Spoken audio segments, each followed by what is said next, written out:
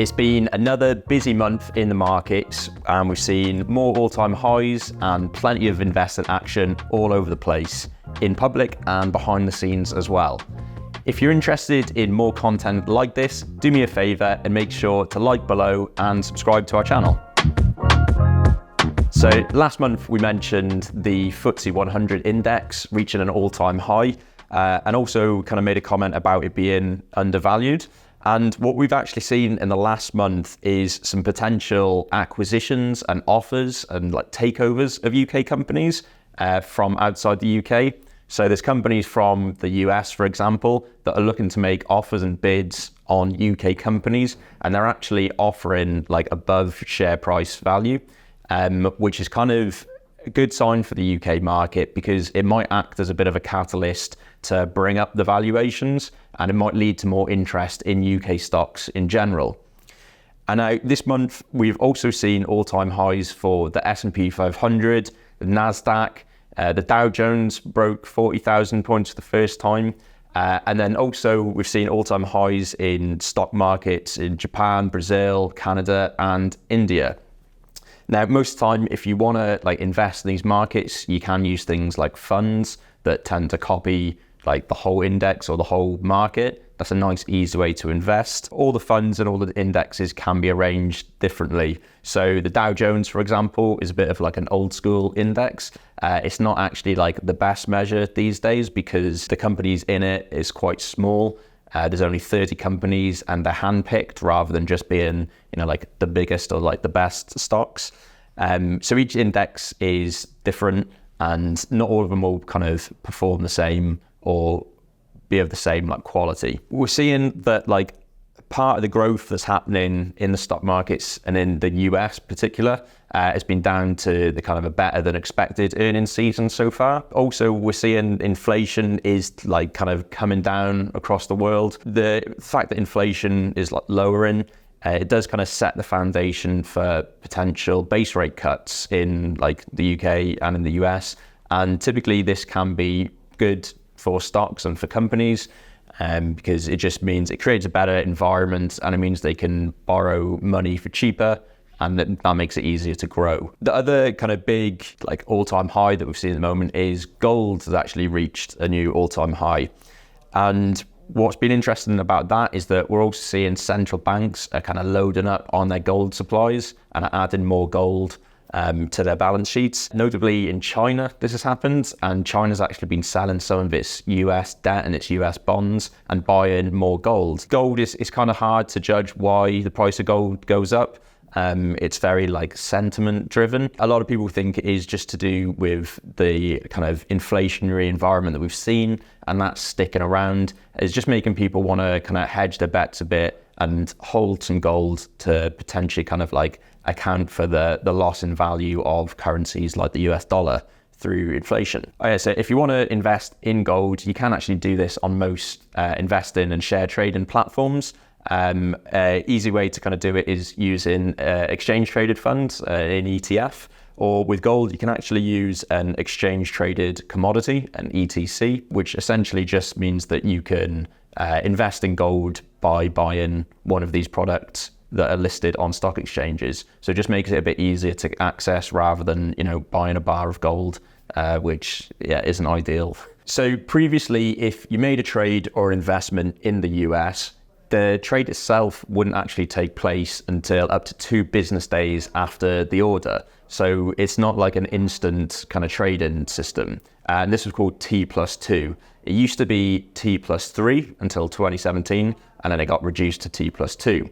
And from the 28th of May, the US has moved to T+1, which just shortens this cycle a little bit further. Now, the time frame for this shortening of the T+3 to 2 to 1 is just due to technology getting better and investor demand for placing quicker trades. For the most part, it's not really going to make a huge difference to the way that you invest. It's kind of like a back end sort of thing. If you are selling stocks, you might find that you can access your cash sooner because the trading platforms that you're using are able to settle those trades quicker and are able to liquidate your assets and have your cash there available ready for you to go. All right, let's check out some platform updates because there's been a lot going on behind the scenes. Firstly, Interactive Investor has introduced a new managed ISA. Now, the way this works is quite similar to a robo-advisor. You just let them know some info about your risk appetite and your investing goals, and then you'll get matched with one of 10 portfolios. And then Interactive Investor will actually manage this on an ongoing basis for you. So for the portfolios that you can access, there's 2 styles and 5 levels of risk. The 2 styles is index or sustainable. The index version just uses low cost funds, and the sustainable style uses ESG approved funds. And then each comes with 5 levels of risk that you can pick between. So the managed ISA itself is free, but you do have to pay to be on one of Interactive Investor's plans. You can access the ISA, the managed ISA, with any 3 of its plans, but they do all come with account fees and platform fees that you need to think about. So there's the Essentials plan, the Investor plan, or the Super Investor plan. With the managed ISA, there's no minimum investment period either, so you're not locked in for a large amount of time. And yeah, it's just a nice kind of a hands-off approach for passive investing, which is good for beginners. It's nice and easy to kind of set up and get the ball rolling if you want to start investing, but you're not exactly sure where to start or what you want to go with. So following in the footsteps of other investment platforms, Wealthyhood has added money market funds, or MMFs.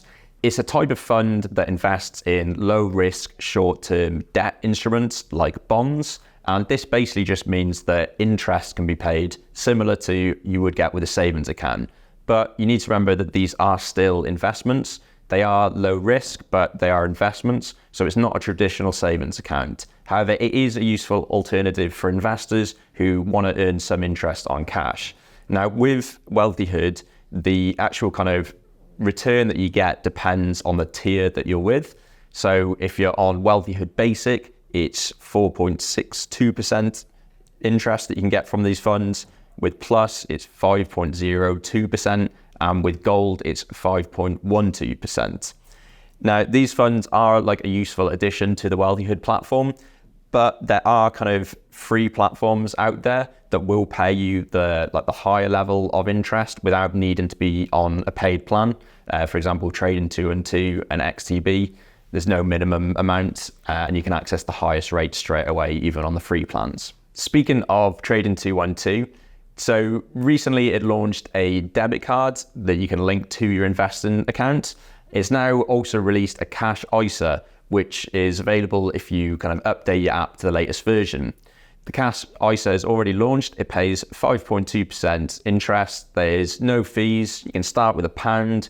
It comes with full FSCS protection for deposits of up to £85,000, and you can withdraw anytime. And so with the addition of this cash ISA, Trading 212 really is becoming quite hard to beat as just a one-stop shop. It's got a lot of momentum, and it's one of the few brokerages out there that's been making things cheaper and not more expensive. Lightyear has added 20 new ETFs and some individual stocks as well. It's also added a candlestick feature for kind of viewing price movements. And this just provides you with an alternative perspective for viewing things like opening, closing, high and low prices over specific periods of time. And another kind of update that they've made is you can make fractional limit orders on US stocks, which just kind of gives you a bit more control over any automated trades that you want to set up, especially if you're investing on a budget and making the most of using fractional shares in the first place. Lightyear's also increased the interest that it pays in its vaults to 5.15% for pounds, 3.8% for euros, and 5.39% for dollars. But keep in mind, this isn't a bank savings account. These interest rates are paid using short-term, low-risk investments. So you do need to think about that little level of risk that's involved with this as well. Finally, Best Invest has added a life plan feature, which essentially just makes it a bit easier for you to kind of set, track, and hopefully achieve your financial goals. It's basically a way to just kind of help you create realistic goals for yourself and for your investments, and then helps you keep on track by just managing everything on the platform in a way that's easy to see and easy to control. It's not going to help you become a better investor, unfortunately, but it could just keep you staying more accountable if that's something that you do struggle with, or it can keep you motivated to let you know that you are making progress towards your financial goals. Thanks for watching. Make sure you tune in next month. And if you want to check out any of the platforms that I've mentioned here, just click the I over in the right-hand corner or click here for our latest videos.